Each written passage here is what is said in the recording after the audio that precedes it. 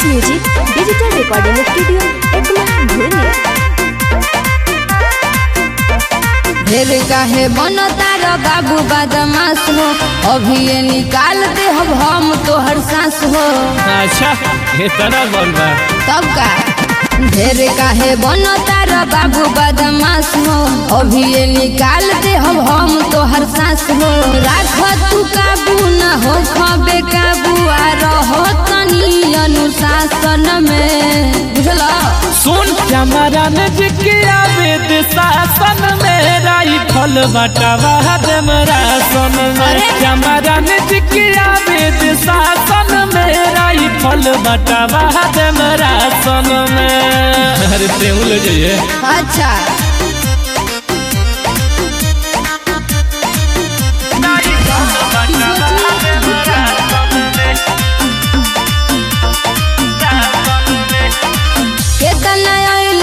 केतना गईले केहू न कुछ अभी कइले हो।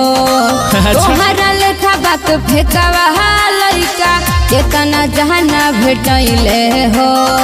अरे हम लगे रे हनु सगरो धमाका होई काम इहे पाका होई। का बुझले बुझतानी पड़ जाई भारी कइल रंगदारी, तू नरमी रख तनी भाषण में संभार के बोलो। अच्छा हमारा नजकिया वेद शासन में राइफल बटावा देमरा सन में। हमारा नजकिया वेद शासन में राइफल बटावा देमरा सन में। हाँ तो देखते बानी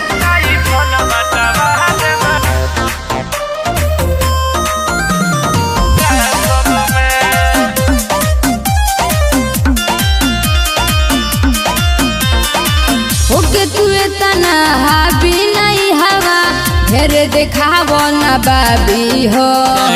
मनीष मिथिलेश राजू हो सुनो, बनो न बड़का बागी हो।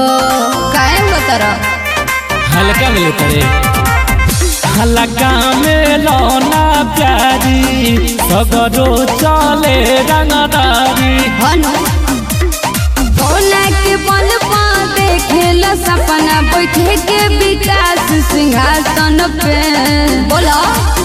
हमारा नजकिया वेद शासन में बंदूक बटावा देमरा सन में।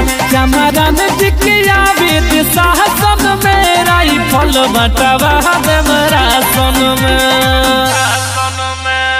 Sangharsh music digital recording studio Ekma भूली।